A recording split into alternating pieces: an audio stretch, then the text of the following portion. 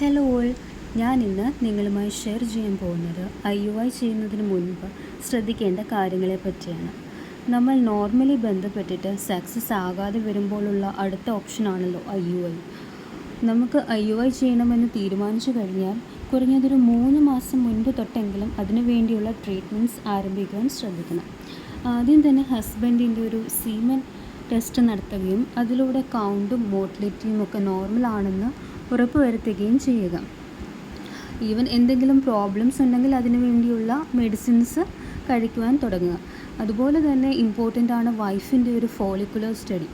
അതിലൂടെ ഓവറീസിൽ സിസ്റ്റോ മറ്റ് endometriosis PCOS എന്തെങ്കിലും ഉണ്ടോ എന്ന് നോക്കുക.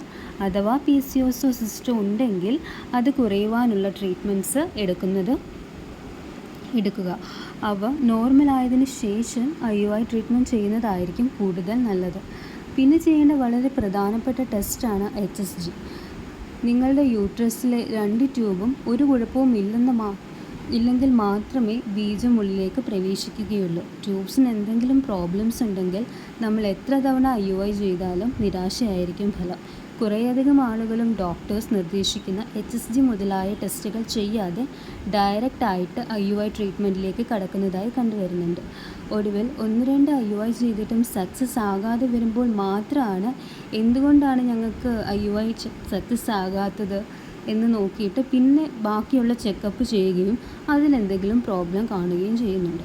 ഇതിലും എത്രയോ നല്ലതല്ലേ നമ്മൾ ആദ്യമേ നമുക്ക് എന്തെങ്കിലും പ്രോബ്ലംസ് ഉണ്ടെങ്കിൽ അത് ക്യൂർ ചെയ്തിട്ട് IUIയിലേക്ക് കടക്കുന്നത്.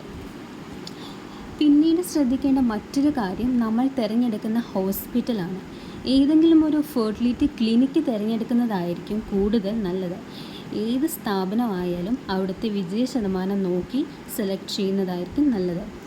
IUI ട്രീറ്റ്മെൻറ്റിന് എന്തായാലും നമുക്ക് കുറച്ച് എക്സ്പെൻസ് ആകുന്നുണ്ട്. സോ തിരഞ്ഞെടുക്കുന്ന ഫെർട്ടിലിറ്റി സെൻറ്ററിൻ്റെ ഗുണനിലവാരം പ്രത്യേകം ഉറപ്പ് വരുത്തിയിട്ട് അവിടേക്ക് പോകുന്നതായിരിക്കും നല്ലത്.